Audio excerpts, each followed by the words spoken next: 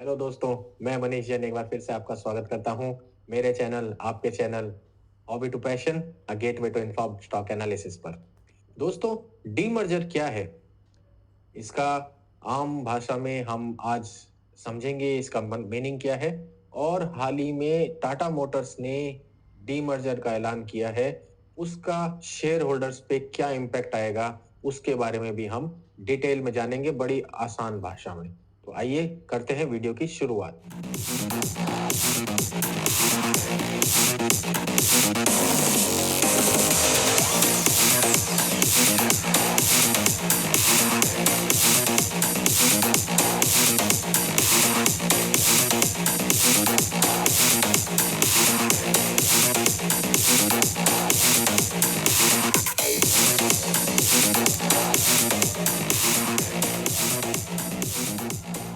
आइए सबसे पहले समझते हैं कि डीमर्जर क्या है। आप फर्ज करिए कि आप एक कंपनी रन कर रहे हैं जिसके अंदर तीन अलग अलग डिविजन है। एक इलेक्ट्रॉनिक्स, दूसरा ऑटोमोबाइल्स, तीसरा होटल्स एंड हॉस्पिटैलिटी।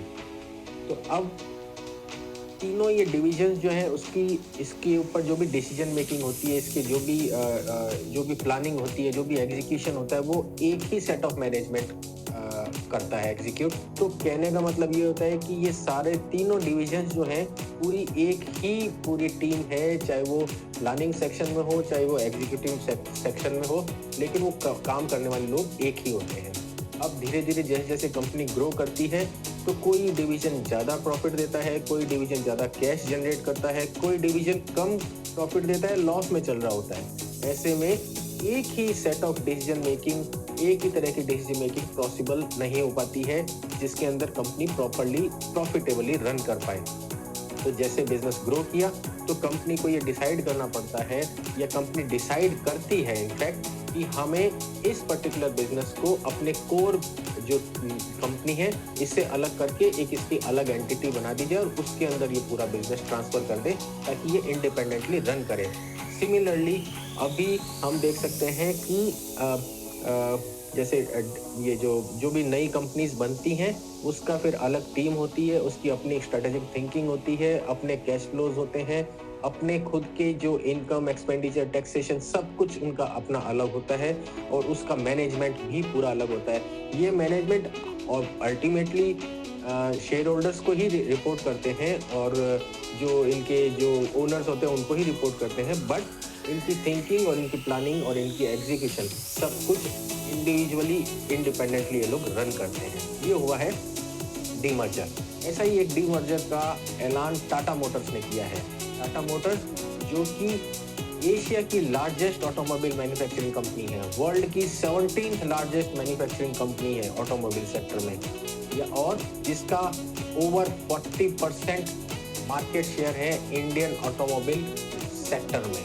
इसी के बोर्ड ऑफ डायरेक्टर्स ने 4 मार्च 2024 को ये डिसाइड किया कि वो अपने पैसेंजर व्हीकल्स और कमर्शियल व्हीकल्स के डिविजन्स को अलग अलग स्प्लिट करके, डीमर्ज करके और दो नई एंटिटीज बनाएंगी जिसके अंदर कमर्शियल व्हीकल्स के बिजनेस एक एंटिटी संभालेगी और पैसेंजर व्हीकल्स के जो जो पोर्टफोलियो है वो एक अलग एंटिटी संभालेगी।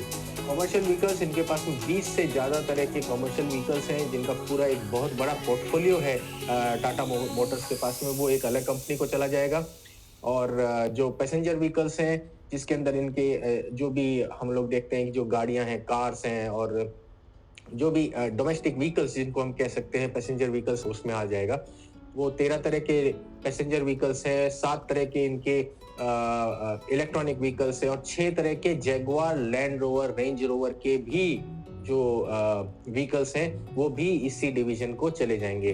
तो अपने आप में ये कंपनी दो अलग छोटी छोटी कंपनीज में डिवाइड हो जाएगी और उसकी इन दोनों कंपनीज की अपनी अलग शेयर होल्डिंग होगी, अपने फाइनेंसेस होंगे, अपनी टीम्स होगी, अपनी स्ट्रेटेजिक थिंकिंग होगी और उस पर प्लानिंग और एग्जीक्यूशन होगा।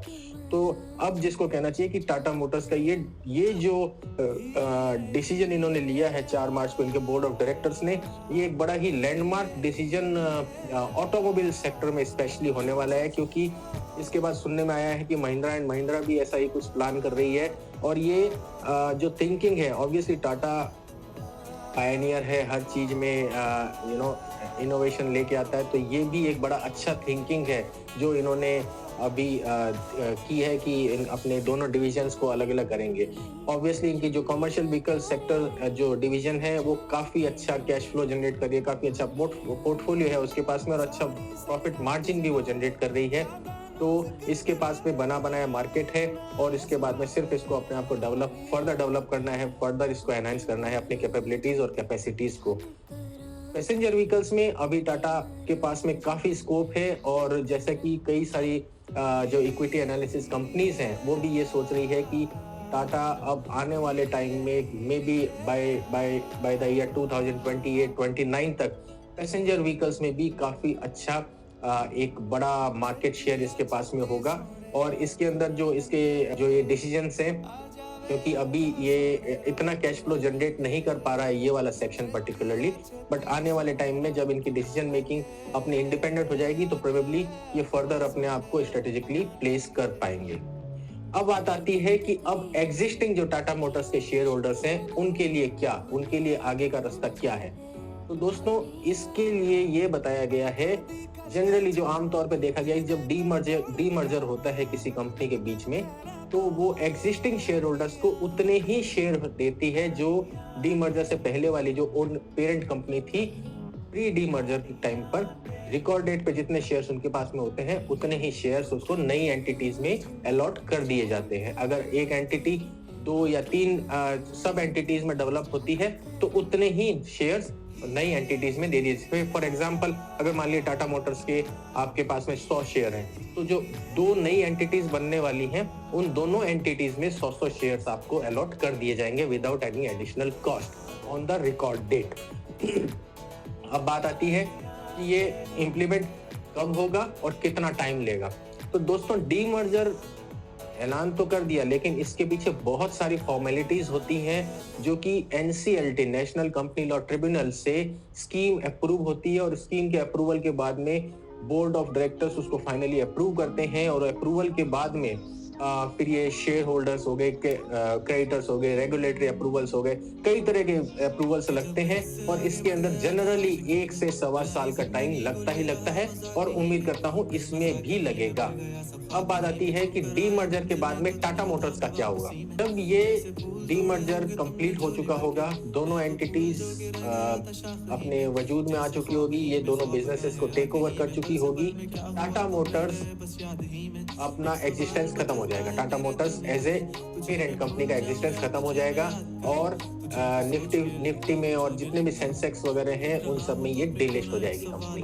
जैसे फॉर एग्जांपल जैसे अभी हमने देखा कि रिलायंस के डीमर्जर के बाद में रिलायंस से जब डीमर्जर हुआ जियो का, तो जियो फाइनेंशियल सर्विसेज एक अलग एंटिटी बनी, उसमें सारा बिजनेस गया और वो एंटिटी सितंबर 2023 में लिस्ट होकर के और वो रन कर रही है और जियो एज सच डिलिस्ट हो चुकी है कंपनी से। अब इसके अंदर स्टॉक एक्सचेंज में ट्रेडिंग नहीं हो रही है। तो सिमिलरली टाटा मोटर्स भी जब दोनों एंटिटीज अपना काम करना शुरू कर चुकी होगी तो ये भी एक रिकॉर्ड डेट में डिलिस्ट हो जाएगी और इसके अंदर भी ट्रेडिंग बंद हो जाएगी टाटा मोटर्स में।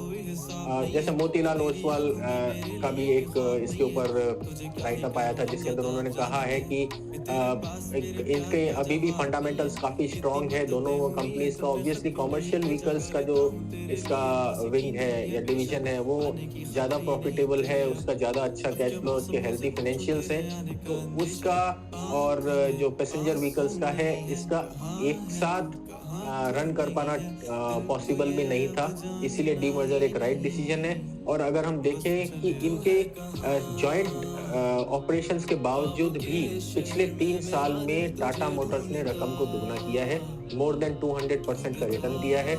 और स्पेशली अभी अगर हम पिछले 3 महीने में देखें तो लगभग 45% का रिटर्न तो पिछले 3 महीने में ही दिया है और पिछले 1 महीने में 11% से ज्यादा का रिटर्न ये टाटा मोटर्स दे चुका है। तो ऑल इन ऑल अगर हमारे पास में कमर्शियल व्हीकल और पैसेंजर व्हीकल्स के शेयर्स अलग अलग भी होते हैं तो we are not at loss, we will have a even greater synergy जिसको कहना चाहिए कि अब ये जो पैसेंजर व्हीकल्स का जो एक अलग से कंपनी बनेगी, उसके पास में ज़्यादा अपॉर्चुनिटी होगी अपने आप को डेवलप करने का। इसके अंदर जो इनकी कोर टीम है उसको फोकस करने का टाइम मिलेगा, उसके अंदर उनको फोकस करने के लिए और डिसीजन मेकिंग लेने के लिए उनके पास में अपॉर्चुनिटी होगी। कैश फ्लोज उनका मेंटेन करना, जनरेट करना, वो सारा का इनके पास में अपॉर्चुनिटी होगी। तो एक बड़ा अच्छा डिसीजन है जो मेरे ख्याल से टाटा ने लिया है, और ये एज आई सेड कि ये एक पायनियर डिसीजन होगा, और ये एक रिमार्केबल जिसको कहते हैं कि एक पाथ ब्रेकिंग जिसको कहना चाहिए डिसीजन है, जिसके पीछे अभी हम देख रहे सुनने में आ रहा है कि ऑटोमोबाइल सेक्टर के और भी जो लीडर्स हैं वो भी इसको फॉलो करना चाह रहे हैं, और प्रोबेबली महिंद्रा एंड महिंद्रा भी ऐसी ही कोई स्कीम बहुत जल्दी लेके आने वाली है, क्योंकि महिंद्रा एंड महिंद्रा का भी काफी बड़ा मार्केट शेयर है आज की डेट में कमर्शियल और पैसेंजर व्हीकल्स में। सो दैट्स इट दोस्तों, आज के इस वीडियो में डीमर्जर और टाटा मोटर के डीमर्जर के बारे में जो भी मैंने जानकारी आपको दी आसान भाषा में, वो उम्मीद कर रहा हूँ कि आपको पसंद आई होगी, आपको समझ भी आया होगा कि आपको आगे अब टाटा मोटर्स के शेयर्स को लेके क्या मूवमेंट करना चाहिए। और अगर ये वीडियो आपको पसंद आया है तो आप इसको ज़्यादा से ज़्यादा शेयर करिए, एक अच्छा सा प्यार भरा लाइक करिए और कमेंट करिए। मैं आने वाले टाइम में ऐसे ही रोचक और नॉलेजेबल वीडियो आपके साथ शेयर करता रहूँगा। Till then, good bye, see you, bye.